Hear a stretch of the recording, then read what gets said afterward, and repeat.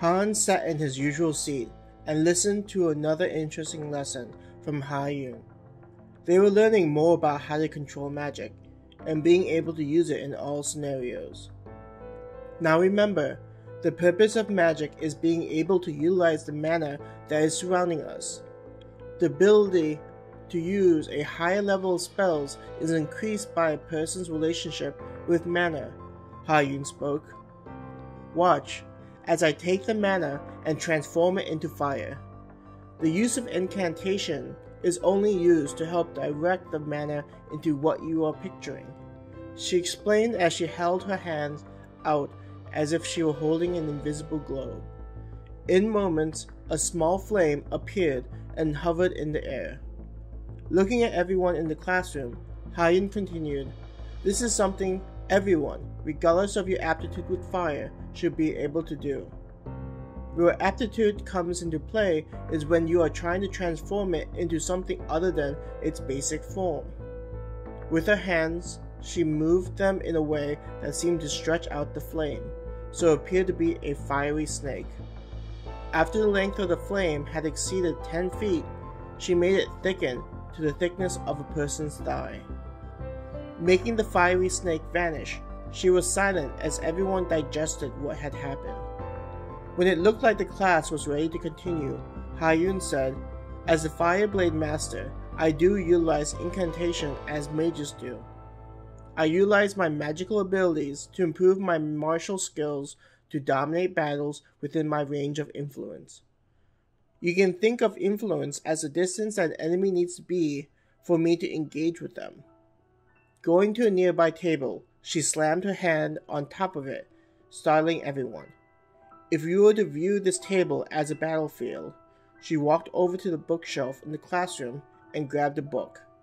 Walking back to the table, she placed the book on top. This would be a person's influence inside of a battle. From the purse that was hanging by her side, she took out varying coins. Let us say that this gold coin represents me, and this, she held up a copper coin, is E. She glanced at him to judge his reaction. Han grinned at her childish attempt to get a reaction out of him.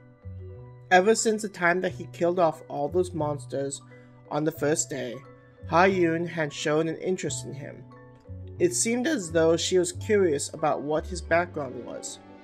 Han figured that it was due to her adventurer background and the inherent competitive spirit they all showed.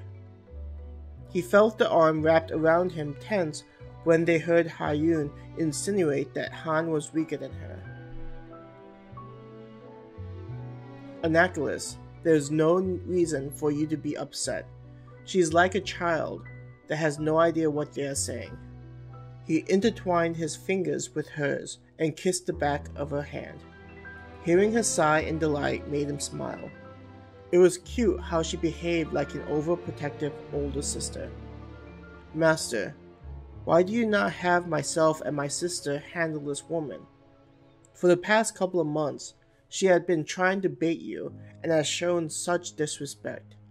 I want to drag this woman into my jungle and show her what disrespecting you looks like," she hissed. "Something about her intrigues me.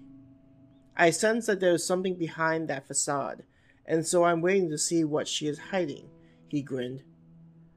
"As I have said, a person's influence dictates their ability to interact with an opponent. When E enters my influence, this means that I can immediately engage with him." Moving in front of the table, she motioned her hand and said, "Let my flame slice through all those who oppose me." Out of nowhere, a blade made out of glowing white light materialized in front of her. Those sitting in the front of the class tried to back away from the radiating heat. The temperature inside the classroom raised drastically, and everyone started to sweat.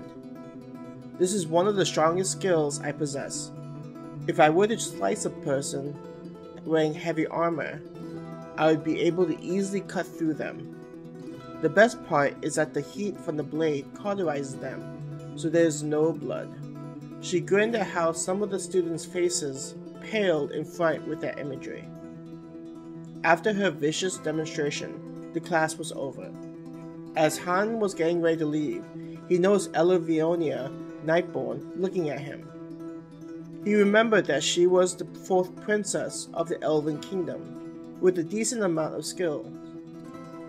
Whenever they did practical skills demonstrations, Elevionia was usually at the top of their class. When Elevionia noticed that Han had noticed her looking at him, she gracefully headed towards where he was sitting. Even though we have been in the same class for several months, I have not properly introduced myself to you, she told him with a smile on her face. You are the 4th princess in the Elven Kingdom.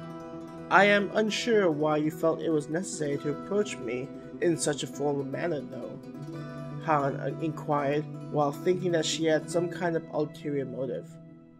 Yes, I feel honored that you would remember who I am, in this city where titles have no meaning. Please, feel free to call me Ellie. I hope that we can become close friends, she said cheerfully. Looking at Annaculus, Ellie inquired, You must be one of E's servants. I have noticed that he often arrives with one of you attending to him, rather intimately as I have noticed. What I do with Master does not seem to be of any of your business, girl, Annaculus growled. I apologize if I have given any offense. It was not my intentions to criticize your relationship with your master. Patting Annaculus on her arm, Han asked, I am still unsure why you have approached me, Princess. Yes. Considering how you handled the first school trip into the monster's nest, I thought you might be interested in something related to the Overflow, she said, arching one of her eyebrows. Looking uninterested, Han replied as he got out of his chair. That sounds like an interesting adventure, but unfortunately, my time is rather limited. I appreciate the offer, but I'll be taking my leave. He started to head towards the door, with Annaculus slithering next to him. Wait! Ellie called out to him, sounding frantic. She quickly chased after him. Is there anything else, Princess? He casually asked. This is an excellent opportunity to maybe find treasures. I'm sure an individual such as yourself would not let a princess go off to some dangerous ruins, correct? She pleaded with him.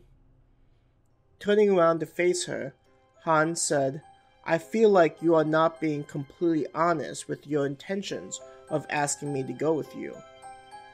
He looked her directly in the eye, making clear that he knew that she was not being forthcoming.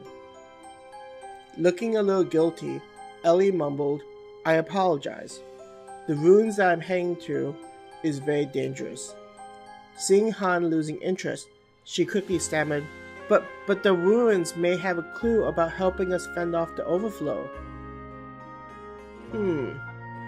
That is an interesting bit of information. Do you know what kind of information is located there? He asked her. Her forehead creased as she tried to remember.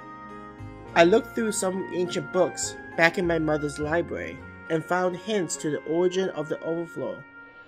There could be some information there that could lead us to more clues. I am guessing that you are inviting more people than just ourselves. I may have some strong abilities, but I do not have confidence that I would be able to protect myself in such a scenario, he told her. Nodding her head in agreement, Ellie explained, I used some of my allowance to hire an adventure party to escort us to the ruins. They have been completing difficult missions, and most of them are A rank, so we should be okay with going with them. Feel free to invite anyone that you think may be helpful. We still need someone that can use healing magic, so if you know anyone, it would be greatly appreciated. When and where will this adventure take place? Han inquired. Let us meet in 3 days, just outside the city. I still need to gather up some supplies and equipment, which will take some time, she stated. Nodding his head in acknowledgement, Han headed back to his home.